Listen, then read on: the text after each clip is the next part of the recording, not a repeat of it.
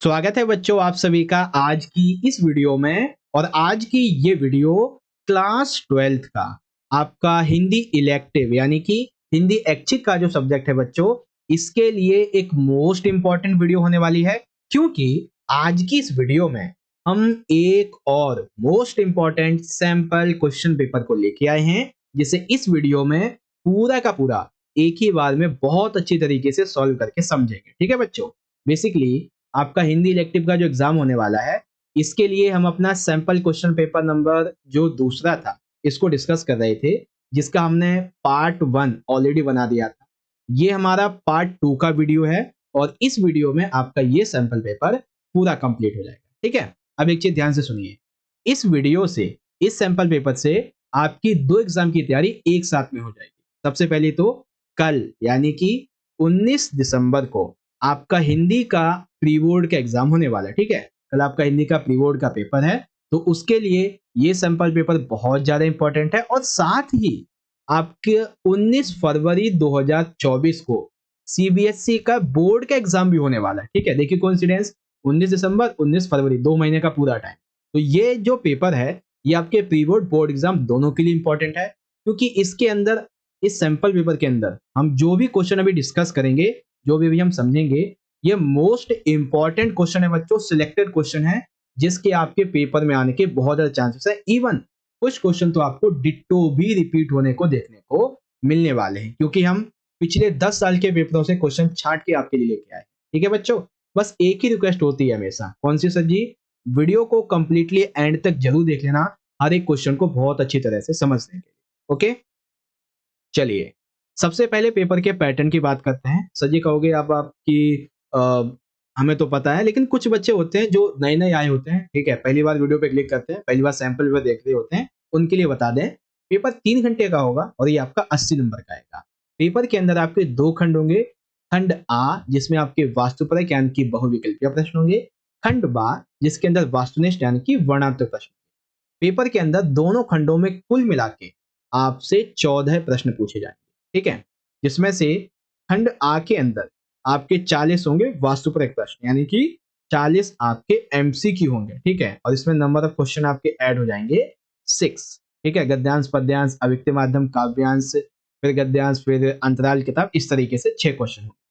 फिर आता है आपका खंड बा, जिसके अंदर आपके वर्णात्मक प्रश्न पूछे जाएंगे और इसमें होंगे आपके 8 क्वेश्चन। ठीक है, जिसके अंदर आपका रचनात्मक लेखन, अभिव्यक्ति माध्यम, सप्रसंग व्याख्या, काव्यांश की, गद्यांश की, क्वेश्चन आंसर, अंतराल के क्वेश्चन आंसर, वो सब इसी में इंक्लूडेड है। ठीक है, तो ये सारे प्रश्नों को आज हम खंड बा यानी कि पार्ट 2 में देखेंगे। अगर आपने एमसीक्यू वाला वीडियो नहीं देखा है, तो यहाँ पे आई बटन में और वीडियो के डिस्क्रिप्शन में आपको पार्ट 1 का लिंक मिल जाएगा, आप वहां से जाके जरूर से देख सकते हैं। सेक्शन ए हमारा वास्तुपरक प्रश्न वाला यहाँ से शुरू हुआ था, बहुत अच्छी तरीके से हमने ये क्वेश्चन किए थे। ठीक है, एमसीक्यू जो हमारे अव्यक्तीय माध्यम से संबंधित थे, ये भी हमने बहुत बढ़िया तरीके से किए थे, जो कि आपको बहुत अच्छे से समझ भी आए थे। ठीक है, और आगे बढ़ेंगे हम अपने अगले क्वेश्चन की तरफ। तो ये रहा, देखो हमारा सबसे पहला है खंड बा वर्णात्मक प्रश्न वाला। ठीक है, इसमें पहला पार्ट जो है वो है अभिव्यक्ति और माध्यम का। ठीक है, क्वेश्चन में 7 क्या कहता है बच्चों, आपको ये जो 3 विषय दिए गए हैं, इन तीनों विषय में से किसी एक विषय पर लगभग 120 शब्दों में रचनात्मक लेखन लिखना है। ठीक है, रचनात्मक लेखन यानी कि जिसमें आप अपनी बातों को भी लिख सकते हैं।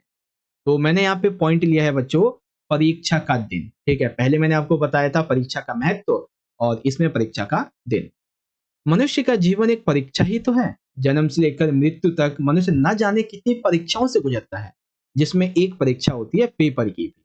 अभी 1 वर्ष पहले ही यानी 2022 या फिर 2023 में जब 12वीं के बोर्ड की परीक्षा में देनी थी, तब सारा वर्ष हम लोग स्कूल में ही थे।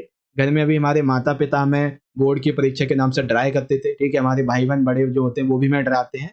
फिर भी हमने इस डर की वजह से पूरे वर्ष अच्छे से पढ़ाई की थी। हम बार बार जो थे अपने दोस्तों में टेस्ट लिया करते थे, टेस्ट दिया करते थे।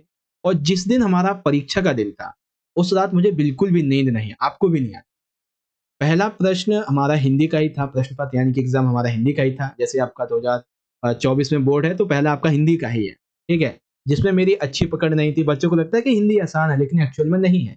और फिर सुबह हो गई, सुबह स्कूल जाने के लिए मैं स्कूल उसमें सवार हुआ। तो जिस बस में रोज हो हा हल्ला होता था, लोग बच्चे जो थे वो आपस में बात करते शोर मचाते थे, आज वो एकदम शांत पड़ा हुआ है।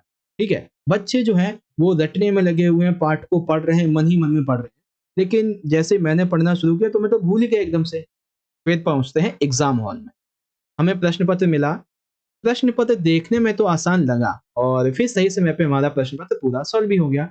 जब हम बाहर निकले तो सभी बहुत ही ज्यादा खुश थे, लेकिन खुशी जो थी वो समाप्त होने वाली थी क्योंकि अगले पेपर की चिंता थी और अगला था इंग्लिश का पेपर। ठीक है, मात्र जिसमें 4 ही छुट्टियां मिली थी, लेकिन ऐसा लगता था कि ये बहुत ही कम है।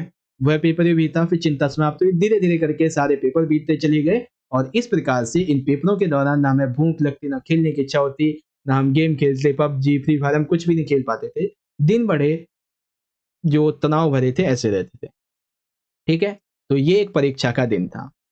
तो आई होप ये समझ में आ गया होगा अच्छे तरीके से। देखिए इसमें आप अपनी रचना लिखेंगे, अपने हिसाब से लिखेंगे। ठीक है, इसमें पता है क्या होगा, आपको 4 नंबर तो बड़े आसानी से मिल जाएंगे। जो 1 नंबर होगा ना वो आपके शब्द के चयन को दर्शाएगा, आपके राइटिंग का, आपके शब्दों का लेवल क्या है, क्या वो 12वीं के बच्चों के शब्द हैं, उस हिसाब से पूरे 5 मिलेंगे, नहीं तो 4 तो मिल ही जाएंगे। ठीक है, चलिए अब यहाँ पे आता है हमारा 8वां क्वेश्चन, जिसके अंदर हमारे 3-3 नंबर के 2 क्वेश्चन हैं। ठीक है तो 3 लेकिन 2 का हमें आंसर देना है। तो पहला यह है बच्चों, विभिन्न जनसंचार माध्यमों में रेडियो माध्यम की खूबियां तथा खामियां लिखिए। देखिए पेपर 1 में आपको प्रिंट माध्यम की खूबियां खामियां बताई थी, इसमें आपको रेडियो माध्यम की बताऊंगा और अगले में इंटरनेट की बता दूंगा। ठीक है, चलिए देखिए जब आप खूबियों खामियां की बात करते हैं तो आपको 3 खूबियां लिखनी है और 3 खामियां लिखनी है, लेकिन मैं आपको 5-5 बताऊंगा ताकि अगर खूबियां ही 3 नंबर में आ जाए तो भी पूरे नंबर में। ठीक है, चलिए तो का दिया हुआ है सबसे पहले, रेडियो माध्यम की खूबियां। खूबियां क्या है? खूबी ये है कि इस माध्यम से ध्वनि स्वर शब्द और संगीत से व्यक्तियों का मनोरंजन होता है और उन्हें ज्ञान भी मिलता है। ठीक है, रेडियो में सुनने की उन्मुखता होती है, यानी कि जहां तक उसकी आवाज पहुंची है वो हर व्यक्ति उसको सुन सकता है। यह बाकी माध्यमों से काफी सस्ता है, एक 400-500 का रेडियो ले लो, उसमें सेल डाल दो, चलता रहेगा हमेशा। ठीक है, उसे चार्ज करने की जरूरत नहीं पड़ती। जो व्यक्ति अनपढ़ हैं, निरक्षर हैं, वो भी इसका आनंद ले सकते हैं, इसको समझ सकते हैं। इसके माध्यम से बड़ी दूर दराज के जो कार्यक्रम हैं वो भी आसानी से सुने जा सकते हैं। ठीक है, तो ये रेडियो माध्यम की कुछ खूबियां हैं, लेकिन कहीं ना कहीं रेडियो माध्यम की कुछ खामियां भी हैं। जैसे कि एक रेखीय माध्यम की तरह ये पीछे नहीं लौट सकते, यानी किसी टीवी है, आप टीवी में कोई मूवी देख रहे हो, ठीक है, तो वो क्या, वो एक रेखीय माध्यम है, आप उसमें चाहो तो 10 मिनट आगे करके 10 मिनट पीछे करके देख सकते हो। लेकिन रेडियो में जो वार्तालाप चल रही है, जो गाना, जो भी बात चल रही है, वो अगर एक बार बोल दी तो आप उसको वापस से नहीं देख सकते। एग्जाम्पल के लिए, जैसे मैंने अभी आपको रेडियो माध्यम की खामियां बताई, मतलब खूबियां बताई, अगर आपको समझ में नहीं आया तो आप थोड़ा सा बैक करेंगे 10 से 20 सेकंड, आप दोबारा से समझ लेंगे। लेकिन रेडियो में ऐसा नहीं हो सकता। ठीक है, कई बार रेडियो कार्यक्रम या समाचार बुलेटिन की अधिक प्रतीक्षा करनी पड़ जाती है। ठीक है, क्योंकि वो कभी कभार लेट भी हो जाते हैं। रेडियो से अधिक लंबे कार्यक्रम नहीं सुने जा सकते। रेडियो जो है आप कितना देर सुनोगे, ज्यादा से ज्यादा आधा घंटा 1 घंटा। क्या आप उसे पूरे 4 से 5 घंटे सुन सकते हो? नहीं सुन सकते, क्योंकि फिर वो उबाऊ लगने लग जाते हैं। ठीक है, रेडियो में बोलचाल की भाषा का प्रयोग जो है ये किया जाता है, आम बोलचाल की, तो इससे भाषा जो है वो काफी ज्यादा उसका विकास नहीं होता है। इस माध्यम में श्रोताओं को बांध कर रखना काफी कठिन होता है, क्योंकि श्रोता रेडियो को सुनते सुनते भी अपने काम करते रहते हैं। ठीक है, रेडियो को छोड़ के भी चले जाते हैं अपने काम पे, तो ये कुछ चीजें हैं जो कि इसकी खामियों को दर्शाते हैं। ठीक है, तो रेडियो माध्यम की खूबियां क्या हैं और खामियां क्या हैं, ये तीनों बातें आपको समझ में आ गई। दूसरा क्वेश्चन देखते हैं बच्चों, विशेष रिपोर्ट किसे कहते हैं, इसके प्रकारों का वर्णन कीजिए। तो आ जाइए विशेष रिपोर्ट की बात करते हैं। देखिए विशेष रिपोर्ट बेसिकली समाचार पत्र और पत्रिकाओं में जब किसी भी टॉपिक पर बहुत ही गहराई से छानबीन करके, बहुत ही उसका विश्लेषण करके और हर एक छोटे से छोटे पहलू की व्याख्या करके जो रिपोर्ट प्रस्तुत की जाती है उसे विशेष रिपोर्ट बोला जाता है। अब ये विशेष रिपोर्ट 4 से 5 प्रकार की होती है, जिसमें से यहाँ पे देखिए सबसे पहली रिपोर्ट है खोजी रिपोर्ट। ठीक है, पहली हमारी खोजी रिपोर्ट, जिस रिपोर्ट में पत्रकार उन सूचनाओं को, उन तथ्यों को छानबीन करके जनता के सामने लाता है जो पहले सभी के समक्ष ना आए हो, उसे खोजी रिपोर्ट बोलते हैं, जो पहले कभी नहीं लाए गए। ठीक है, फिर यहाँ पे दूसरा आता है बच्चों इन डेप्थ रिपोर्ट। ये क्या होती है? तो जब किसी भी रिपोर्टर को सार्वजनिक रूप से कोई भी तथ्य, सूचना या आंकड़े मिलते हैं तो वो रिपोर्टर उस तथ्य आंकड़े, उस सूचना की बहुत ही गहराई से छानबीन करके हर एक पहलू को जनता के सामने लाता है, उसे बोलते हैं इन डेप्थ, यानी कि बहुत ही गहराई से छोटे पहलू। ठीक है। तीसरा है विश्लेषणात्मक रिपोर्ट। ये क्या होती है? जिस रिपोर्ट में घटना या समस्या से जुड़े तथ्य का विस्तार से विश्लेषण किया जाए और उसकी व्याख्या की जाए। फिर विवरणात्मक, जिस रिपोर्ट में समस्या का बहुत ही विस्तृत वर्णन किया जाए, बारीक से बारीक तथ्य को उद्घाटित किया जाए किसी समस्या का, उसे विवरणात्मक रिपोर्ट बोला जाता है। ठीक है। तो विशेष रिपोर्ट क्या है? खोजी रिपोर्ट, इन डेप्थ और बाकी की सारी बातें कुछ ये। तीसरा क्वेश्चन देख लेते हैं। तीसरा क्वेश्चन है बच्चों, पत्रकारीय लेखन किसे कहते हैं तथा पत्रकारों के प्रकार क्या? तो आ जाइए समझते हैं। चलिए, सबसे पहले बात करते हैं कि पत्रकारीय लेखन होते क्या है, फिर इसके प्रकार की बात करें। देखिए, पत्रकारीय लेखन अखबार पाठकों को सूचना देने का, अखबार पाठकों को उन्हें जागरूक करने का, उन्हें शिक्षित बनाने का, उनका मनोरंजन करने का दायित्व निभाते हैं। पत्रकार इस दायित्व की पूर्ति के लिए लेखन के विभिन्न रूपों का प्रयोग करता है, इसे ही पत्रकारीय लेखन कहते हैं। सिंपल सी बात है, जिस प्रकार से एक अखबार जो है उसको पढ़ने वाले को, उसके जो पाठक है उसे सूचना देता है, जागरूक करता है, शिक्षित बनाता है, मनोरंजन करता है, उसके लिए लेखन के विभिन्न रूपों का प्रयोग करना ही पत्रकारीय लेखन कहलाता है। अब पत्रकार कई प्रकार के होते हैं, जैसे कि एक होते हैं पूर्णकालिक पत्रकार। तो ये कैसे होते हैं? किसी भी समाचार पत्र या संगठन में ये नियमित वेतनभोगी कर्मचारी होते हैं, यानी कि नियमित वेतनभोगी जो सैलरी बेस पे काम करते हैं, वो पूर्णकालिक होते हैं। फिर अंशकालिक होते हैं, इन्हें एक टाइम के लिए, ठीक है ना, एक टाइम के लिए ये टाइम दे दिया जाता है, इतने टाइम तक तुम्हें काम करना है, इतना पैसा तुम्हें मिलेगा, एक निश्चित मानदेय होता है। फिर फ्रीलांसर होते हैं। फ्रीलांसर यानी कि जिसको जहाँ पे जैसा भुगतान मिल रहा है वो उसके माध्यम से अलग अलग समाचार पत्रों में अपना काम करता है। ठीक है। तो ये है। तो पहला कौन सा हो गया? पहला तो हो गया सैलरी बेस, दूसरा हो गया एक बेसिकली जो होता है ना कि कोई ठेकेदार ठेका ले लेता है किसी काम का, तो उस आधार पे। और एक फ्रीलांसर होता है जो जहाँ अच्छा पैसा मिलेगा वहां काम करेगा उसका। तो ये चीजें होती हैं। ठीक है। तो तीनों आगे समझ में। अब बारी आ जाती है आगे के क्वेश्चन की। तो क्वेश्चन नंबर 9 बेसिकली ये भी हमारे 3-3 नंबर के 2 क्वेश्चन है और इसमें चॉइस नहीं है। ठीक है। पहला क्वेश्चन देखिए क्या है? कविता की रचना में छंद का क्या? भाई, कविता रचना में छंद का बहुत ज्यादा महत्व है। कैसे? देखिए, छंद होते क्या है? जो भी हमारे वर्ण हैं, जो भी हमारी मात्राएं होती हैं, यति, गति, लय, इन सभी का एक सुव्यवस्थित, सुसंगठित रूप ही छंद कहलाता है। अब छंद का कविता में क्या महत्व है? तो सबसे पहले महत्व यह है कि कोई भी कविता को कविता का रूप प्रदान करने के लिए छंद सबसे जरूरी होता है और ये उसे प्रभावशाली। ठीक है। पाठक, पढ़ने वाला, श्रोता, सुनने वाला, इसके हृदय में सौंदर्य बोध की गहरी अनुभूति छंद ही कराता है। ठीक है।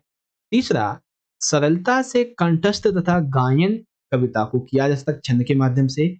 कविता में गाने का गुण, मधुर गुण, ये सभी इसी के माध्यम से आता है।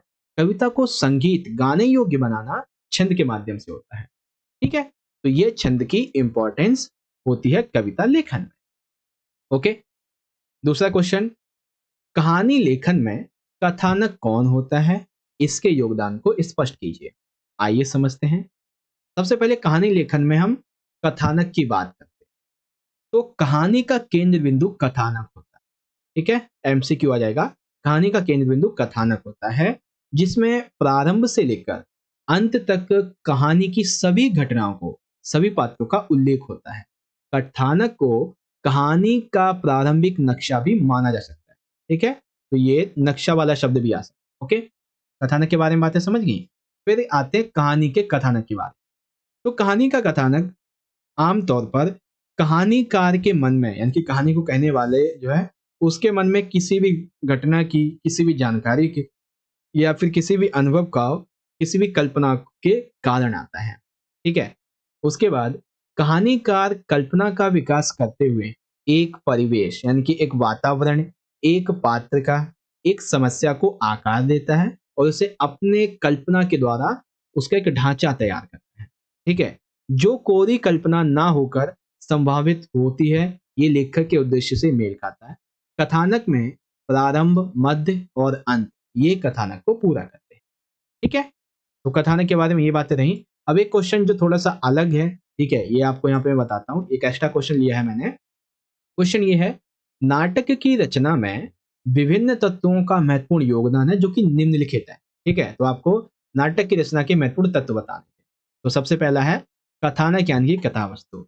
देखिए, नाटक में जो कुछ भी कहा जाए उसे कथानक यानी कि कथा वस्तु कहते हैं। इसी के आधार पे कोई भी नाटक शुरू होता है, कोई भी नाटक मध्य तक पहुंचता है, इंटरवल होता है और वो एंड होता है। इसी वजह से 3 भागों में बांटते हैं। फिर संवाद योजना आती है। संवाद ही कथानक को गतिशील बनाते हैं। जो कथा कह रहा होता है, ठीक है, उसे ये जो संवाद है वो आगे बढ़ाते हैं। पात्रों के चरित्र का उद्घाटन करते हैं। नाटक में संवाद योजना बहुत ही सरल, सहज और जो आम बोलचाल की भाषा जैसा है ऐसा होना चाहिए। फिर भाषा शैली आ जाती है। तो नाटक के माध्यम से जो कहानीकार है, ठीक है, कथानक है, वो अपनी संवेदना को अभिव्यक्त करता है। इसीलिए नाटक की जो भाषा शैली है वो बहुत ही सरल, सहज होनी चाहिए। ठीक है, और हाँ, चलिए, ये आपके यहाँ पे हो गए क्वेश्चन नंबर 9 तक ये वाले क्वेश्चन कंप्लीट। ठीक है, ओके। तो चलिए अब हम शुरुआत करते हैं अपने अगले पार्ट की, जो कि बहुत ज्यादा इंपॉर्टेंट है और यह है आपकी पाठ्य पुस्तक से संबंधित। ठीक है, अंतरा भाग 2 और अंतराल भाग 2। ठीक है, सबसे पहले हमारा जो क्वेश्चन नंबर 10 है, ये बेसिकली आपकी अंतरा भाग 2 किताब का जो काव्य खंड है यानी कि कविता वाला जो पार्ट है उससे संबंधित है। ठीक है, तो क्वेश्चन नंबर 10 ये कहता है कि निम्नलिखित दिए गए प्रश्नों में से इन्हीं 2 प्रश्नों के उत्तर आपको 40 शब्दों में लिखने हैं। ठीक है, आपसे 2-2 नंबर के 3 क्वेश्चन पेपर में पूछे जाएंगे, लेकिन मैंने 4 ले लिए ताकि एक क्वेश्चन आपको एक्स्ट्रा भी समझा सके। ठीक है, चलिए देखिए, सबसे पहला क्वेश्चन हमारा क्या कहता है, शकुंतला के प्रसंग के माध्यम से कवि क्या संकेत करना चाहता है। अर्थात सूर्यकांत त्रिपाठी निराला का जो काव्य है सरोज स्मृति, इसमें निराला जी ने शकुंतला का एक प्रसंग उपयोग किया है। तो निराला जी इसके माध्यम से क्या संकेत करना चाहते हैं, तो लिखेंगे, सरोज के विवाह के चित्रण में कवि निराला जी ने कालिदास की शकुंतला का स्मरण किया। ठीक है, जिससे कालिदास जी बेसिकली उसे कहाँ छोड़ जाते हैं, वन में छोड़ जाते हैं। तो फिर उनके पिता बनते हैं कव्य ऋषि। ठीक है, जो कि शकुंतला को जीवन की सारी कलाओं से अर्थात सारी विधाओं का पाठ पढ़ाते हैं। ठीक है, उसी प्रकार से निराला जी ने अपनी पुत्री को जीवन की सभी शिक्षाएं दी, क्योंकि उनकी जो पत्नी थी उनकी मृत्यु हो चुकी थी, तो सारी शिक्षाएं माता का भी जो फर्ज था वो इन्होंने ही निभाया। ठीक है, हालांकि जो कव्य ऋषि की शकुंतला थी ये उनकी दत्तक पुत्री थी यानी कि गोद ली हुई, और निराला जी की ये जो पुत्री थी ये उनकी स्वयं की पुत्री थी। बस ये डिफरेंस था, बाकी शिक्षा दोनों ने उसी हिसाब से दी है। ठीक है, दूसरा क्वेश्चन, घनानंद के सवैये के अनुसार बताइए कवि ने ये क्यों कहा है, चाहत चलन या संदेशो ले सुजान को। ठीक है, तो घनानंद का जो सवैया है उसके आधार पे हमें ये बताना है। तो आइए देखते हैं। तो लिखेंगे इस तरीके से, घनानंद के सवैये के अनुसार कवि की प्रेमिका का नाम है सुजान और कवि उसे बहुत ज्यादा प्रेम करता है, वह उसे मिलना चाहता है, वह उसे बहुत सारे संदेश भी भेजता है, परंतु उसकी प्रेमिका सुजान उसे कोई उत्तर ही नहीं देती। और अब कवि की स्थिति मरने जैसी हो चुकी है, फिर भी उसे अंतिम ये इच्छा लग रही है कि मेरे प्राण निकलने से पहले बस एक बार मेरी प्रेमिका सुजान मुझसे मिलने के लिए आए, क्योंकि उसके दर्शन को ही मेरे प्राण अटके हुए हैं। ठीक है, तो ये बात इसने कही थी। तो आई होप गणन जी के अनुसार चाहत चलंद संदेशो ले सुजान को ये बात कही गई थी। गा दिया हुआ है, क्षण के महत्व को उजागर करते हुए मैंने देखा एक बूंद कविता का मूल भाव स्पष्ट कीजिए। तो लिखते हैं, मैंने देखा एक बूंद कविता में देखो बेसिकली जो बूंद है ये कविता मनुष्य को एक क्षण का महत्व बताती है। कैसे, मानव जीवन बहुत ही छोटा है, वह एक पल के समान है और उसी एक पल में व्यक्ति बहुत कुछ कर सकता है। कवि चाहता है कि मनुष्य अपने स्वयं के स्वार्थ से हटकर वृष्टि का समष्टि में विलय कर दे, अर्थात अपने आप का समाज में विलय कर दे। ठीक है, देखो यहाँ पे कवि ये कहते हैं कि संसार में ना बहुत सारे दुख हैं और हर एक मनुष्य अपने दुख से बहुत ज्यादा दुखी है, लेकिन जिस प्रकार से सागर से एक बूंद मात्र एक क्षण के लिए सागर से अलग होती है और अपने अंदर सूर्य के प्रकाश को समा के स्वयं को चमका लेती है, अपने जीवन को सफल बना लेती है, उसी प्रकार से मनुष्य जीवन में बहुत ही छोटा है, एक क्षण का ही है और सुख दुख हमारे इसके जीवन के हिस्से हैं, इसीलिए हमें अपना जीवन बहुत ही सुखपूर्वक और प्रसन्नता से गुजारना चाहिए। ये बात यहाँ पे कही गई। ठीक है, अब इसका चौथा क्वेश्चन जो एक्स्ट्रा मैंने लिया हुआ है, क्वेश्चन ये है, तोड़ो कविता का आरंभ तोड़ो तोड़ो से हुआ है जबकि अंत हुआ है गोड़ो गोड़ो से। ऐसा आखिर कवि ने क्यों किया है? तो ऐसा करने के पीछे कवि के कई रीजन थे। सबसे पहला रीजन ये था कि कविता का आरंभ तो किया है तोड़ो तोड़ो से। ठीक है, ऐसा इसलिए क्योंकि तोड़ो तोड़ो कविता का आरंभ तोड़ो तोड़ो से करने के कवि का ये आशय है कि मनुष्य को अपने लक्ष्य की प्राप्ति करने के लिए जो भी बाधाएं, जो भी नकारात्मकता, जो भी खीज, जो भी उबाऊपन उसके सामने आ रहा है, उसे चकनाचूर करे, ये उसके लिए प्रेरित करता है। और अंत हुआ है गोड़ो गोड़ से। इसमें कवि ये कहते हैं कि हमें अपने मन को मजबूत बनाकर सृजन शक्ति को बढ़ाना चाहिए, अपने बल को बढ़ाना चाहिए, मोटिवेशन को बढ़ाना चाहिए और अपने लक्ष्य को प्राप्त करना चाहिए। हर एक बाधा को खत्म करते हुए अपने लक्ष्य को प्राप्त करो, यही संदेश यहाँ पे दिया गया है। ठीक है, तो ये काव्यांश से संबंधित आपके सारे के सारे क्वेश्चन यहाँ पे कंप्लीट हो जाते हैं। ओके बच्चों, चलिए अब यहाँ पे आता है क्वेश्चन नंबर हमारा 11। ठीक है, इसमें देखिए हम करेंगे सह प्रसंग व्याख्या और ये आएगी आपकी 6 नंबर की। यहाँ पे 2 सह प्रसंग व्याख्या हैं और दोनों ही आपको मैं बहुत बढ़िया तरीके से समझाऊंगा, इसलिए बड़े ध्यान से देखना। ठीक है, तो ये है फागुन पवन झगोरे वहा। ठीक है, ये बेसिकली जो 12 मासा मलिक मोहम्मद जैसी का उससे लिया गया है। देखिए, सहप्रसंग व्याख्या करने के लिए सबसे पहले आपको याद रखना है कि आप जिस भी प्रसंग की व्याख्या करने के लिए जा रहे हैं उसके शुरुआत के 3 से 4 वर्ड और आखिरी के 3 से 4 वर्ड आपको लिखने हैं पहले तो, और उसके बीच में ये अंडरलाइन इस तरीके से कर देना है। ठीक है, फिर पहले में आप लिखेंगे संदर्भ और संदर्भ में बताएंगे कि प्रस्तुत पंक्तियां कहां से लिखेंगे, कवि कौन। तो प्रस्तुत पंक्तियां कक्षा 12 के हिंदी विषय का काव्य खंड 12 मासा से ली गई हैं जिसके कवि हैं मलिक मोहम्मद जायसी जी। दूसरा बताएंगे प्रसंग में कि उसका मूल भाव क्या है। तो मूल भाव ये है, कवि के द्वारा फागुन मास में नागमती की विरह वेदना का मार्मिक वर्णन किया गया है।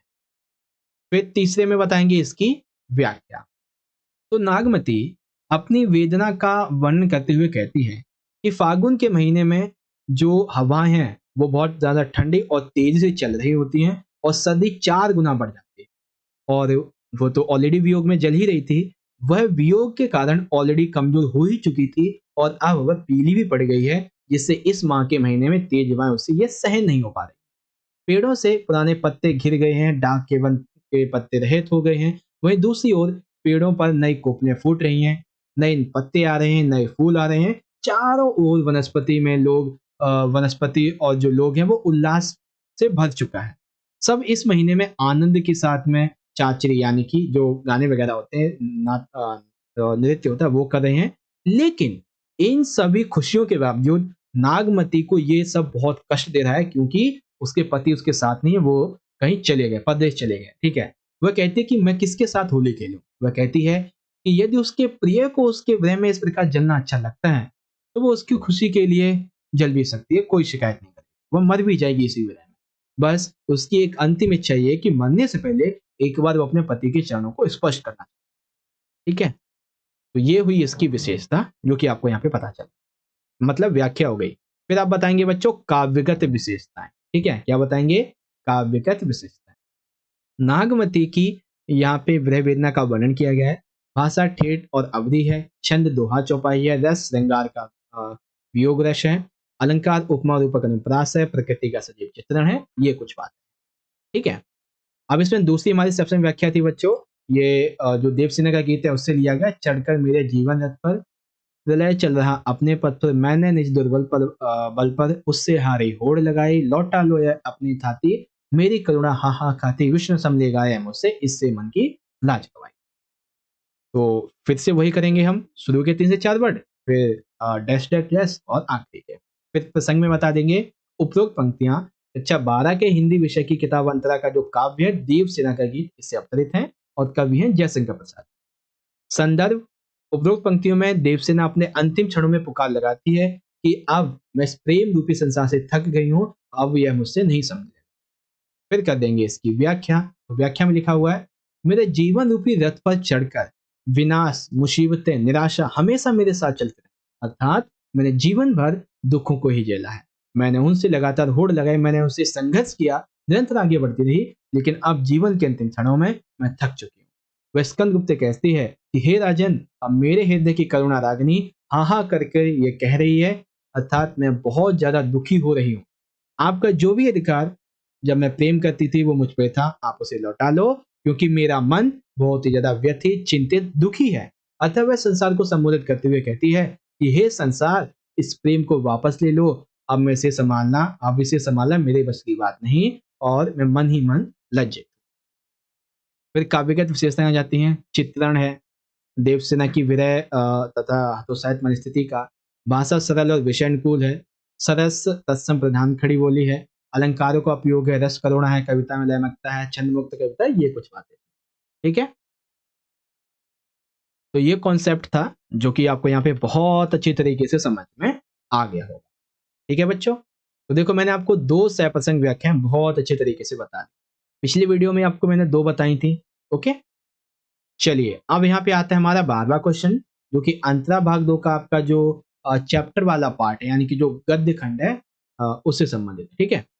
12वें क्वेश्चन में भी वही रहेगा, 2 नंबर के आपके 3 क्वेश्चन होंगे, लेकिन मैंने 4 ले लिए ताकि ये क्वेश्चन एक्स्ट्रा समझा सके, ठीक है। पहला क्वेश्चन, देवदास जो अध्याय है इसके शीर्षक की सार्थकता स्पष्ट कीजिए, यानी कि क्या ये सही है या नहीं, अपने हिसाब से। तो आंसर लिखेंगे, देवदास जो चैप्टर है इसकी लेखिका है ममता कालिया जी।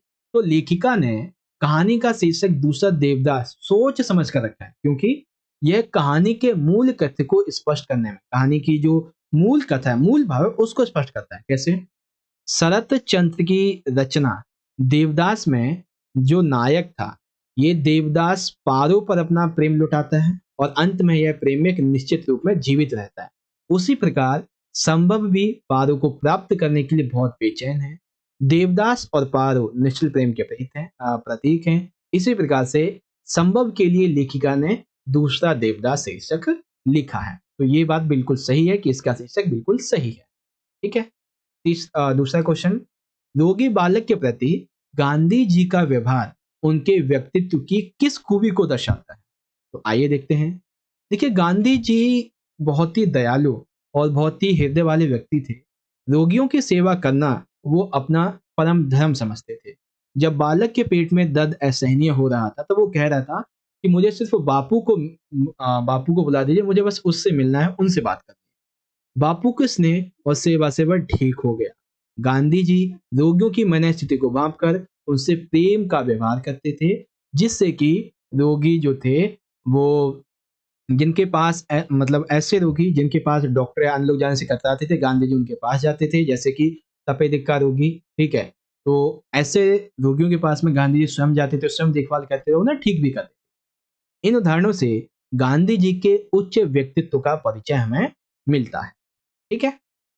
अगला आता है हमारा क्वेश्चन, जिसमें आपके दो क्वेश्चन एक साथ हैं। पहला क्वेश्चन ये है, बड़ी बहुरिया अपने मायके संदेश क्यों भेजना चाहती थी, और बड़ी बहुरिया का सम्मान हरगोविंद क्यों नहीं कह सका? हरगोविंद यानी कि संवरिया। तो सबसे पहला क्वेश्चन देख लेंगे। बड़ी बहुरिया अपने घर में कर्ज की वजह से, बंटवारे की वजह से, पति की मृत्यु की वजह से बहुत ही ज्यादा संघर्ष कर रही थी। उसके लिए अब उसका मायका ही वह स्थान बचा था जहां उसे आश्रय मिल सकता था। इसीलिए वह अपने घर वालों को अपनी दशा के बारे में बताने के लिए संदेश भेजना चाहती थी, जिसे सुनकर वह मायके वाले उसे यहाँ लेने आए। इसीलिए उसने हरगोविंद यानी कि संवरिया को बुलाया। उसके बाद बड़ी बहुरिया गांव की लक्ष्मी थी। अपने गांव की लक्ष्मी की दशा दूसरे गांव में जाकर सुनाना उसे अपमान लगा। उसे यानी कि हरगोविंद को ये लगा कि उससे उसकी गांव की इज्जत चली जाएगी। उससे यह सोचकर बहुत शर्म आई कि उसके गांव की लक्ष्मी को इतने कष्ट झेलने पड़ रहे हैं और गांव अभी तक कुछ नहीं कर पाया है। उनके रहते हुए उनके गांव की लक्ष्मी किसी और गांव में सहायता मांगी है तो गांव वालों के लिए बड़ी शर्म की बात है। अतः वह बड़ी बहुरिया का संवाद इसीलिए नहीं सुना पाया, ठीक है। तो क्यों भेजना चाहती थी और वो क्यों नहीं सुना पाया, दोनों कथन एक ही साथ थे। ओके, एक तीसरा क्वेश्चन है बच्चों, ये है कि प्रकृति के कारण विस्थापन और औद्योगिकरण के कारण विस्थापन में क्या अंतर है। ये क्वेश्चन वैसे मैं आपको समझा चुका हूँ पिछली वीडियो में भी। तो देखो, जब भी हम बात करते हैं प्रकृति के कारण विस्थापन की, तो इसमें क्या होता है, कहीं भी बाढ़ या भूकंप से किसी गांव में जब आता है, ठीक है ना, तो वो 2-4 महीने के लिए उस गांव को छोड़ के दूसरी जगह रहने लगते हैं, और जैसे ही बाढ़ का पानी वापस चला जाता है वो वापस यहाँ पे आ जाते हैं। लेकिन जब औद्योगिकरण के स्थापित होते हैं तो क्या होता है, उनके गांव उनकी जगह पर हॉस्पिटल, उद्योग इत्यादि लगा दिए जाते हैं जहां पे वो वापस कभी लौट के नहीं आ सकते, वो हमेशा के लिए वहां से उजड़ जाते हैं। ये औद्योगिकरण के कारण होता है। ठीक है, अब आता है यहाँ पे हमारा अगला क्वेश्चन जो कि है क्वेश्चन नंबर 13 और ये है गद्यांश की सैप्रसिंग व्याख्या। तो ये आपकी जो लघु कथा है शेर, उससे पूछा गया है। तो आप यहाँ पे चाहो तो इसको पढ़ सकते हो, मैं आपको सीरीज की सैप्रसिंग व्याख्या बताऊंगा। ठीक है, अब पता है क्या करना है, सैप्रसिंग व्याख्या में आप ये पूरा पूरा भी लिख दोगे, केवल व्याख्या के अंतर्गत मैं बात कर रहा हूँ, बाकी कुछ चीजें और बताता हूँ। शुरू के 3 से 4 वर्ड, अगले दिन डैश डैश डैश, आखिरी के 3 से 4। संदर्भ क्या है, प्रस्तुत पंक्तियां कक्षा 12 के हिंदी विषय की किताब अंतरा की जो लघु कथा है शेर, इससे अवतरित है, जिसके लेखक है असगर वजहार। प्रसंग में क्या कहा गया है, तो इन पंक्तियों में शेर को व्यवस्था का प्रतीक बताया गया है और लेखक ने दिखावा करने वालों, सत्ता के साथ देने वालों और चापलूसों पर व्यंग्य किया है। ठीक है, फिर यहाँ पे आती है तीसरा पॉइंट जो कि है व्याख्या। तो लेखक कहता है कि छोटे छोटे जानवरों को विभिन्न प्रलोभनों में छोटे छोटे जानवर विभिन्न प्रलोभनों में फंसकर शेर के मुंह में चले जाते हुए उसने देखा है। कुत्तों का समूह जो कभी सत्ता के विरोध में नारे लगा रहा था, कभी हंस और गा रहा था सत्ता की वजह से, वह भी इसी व्यवस्था से डरकर शेर के मुंह में जा रहा था। अर्थात जो लोग व्यवस्था का विरोध करते हैं वे भी व्यवस्था की शक्ति के आगे व्यवस्था, उनका समर्थन करने, उनकी आज्ञा मानने के लिए व्यवस्था है। लेखक के अनुसार छंदम क्रांतिकारी है जो दिखावा तो सत्ता का विरोध कर रहे हैं किंतु भीतर ही भीतर वे दुम दबाकर उनका समर्थन भी कर रहे हैं। हालांकि दिखावा करते हैं कि हम सत्य का विरोध करते हैं, लेकिन वो उनका समर्थन भी करते हैं। शेर के अहिंसावादी और सभी के अस्तित्व की रक्षा करने वाले घोषित कर दिया गया है। और कुछ एक दो बातें जो कि आप यहाँ पे देख सकते हैं। फिर विशेष आ जाएगा, तो लेखक ने प्रतीकों के माध्यम से व्यवस्था पर व्यंग्य किया है। शेर व्यवस्था का प्रतीक है, कुत्तों का समूह झूठे क्रांतिकारियों का कर्मचारियों का प्रतीक है। ठीक है, छोटे छोटे संवादों में बहुत ही गहराई छुपी हुई है, भाषा सादगी और चिंतन वाली है, व्यंग्य वाली शैली का यहाँ पे उपयोग किया गया। ठीक है, तो ये कॉन्सेप्ट थे जो कि आपको यहाँ पे इस सैप्रसिंग व्याख्या के बारे में पता चला। अब एक आखिरी क्वेश्चन है बच्चों हमारा जो कि है क्वेश्चन नंबर 14 और ये लिया गया है आपकी किताब अंतराल से। ठीक है, इसमें आपके 3 नंबर के 2 क्वेश्चन है लेकिन आपको कोई एक करना है। तो पहला क्वेश्चन क्या है, तो हम 100 लाख बार बनाएंगे, इस कथन के संदर्भ में सूरदास के चरित्र की विवेचना कीजिए। तो ये क्वेश्चन आपको बहुत अच्छे से पता होगा बच्चों कि तो हम 100 लाख बार बनाएंगे इस कथन में सूरदास की कौन कौन की विशेषताएं हैं। सबसे पहली विशेषता है बच्चों, हार ना मानने की प्रवृत्ति। सूरदास जीवन की कठिन से कठिन, जितनी भी कठिन से कठिन प्रतिकूल विषम परिस्थितियां हो सकती थी, उससे हार नहीं मानता था, वो पुनः परिश्रम करने के लिए तैयार है। सूरदास कर्मशील और मेहनती था, क्योंकि अंधा होने पर भी उसने इतने पैसे कमा लिए थे जितना वो मेहनत करके नहीं कमा सकता था, यानी क्योंकि मेहनती व्यक्ति नहीं कमा पाता। ठीक है, सूरदास के अंदर निर्णय लेने की क्षमता थी, अर्थात सूरदास किसी भी परिस्थिति को केवल चुपचाप रह के अपने ऊपर हावी नहीं होने देता था। इसीलिए जब उसकी झोपड़ी जलती है तो वो एक बार फिर से दोबारा से उसको बनाने के लिए, मतलब और भी कुछ सकारात्मक कार्य करने के लिए तैयार हो। सूरदास बहुत ही हृदय परोपकारी व्यक्ति था।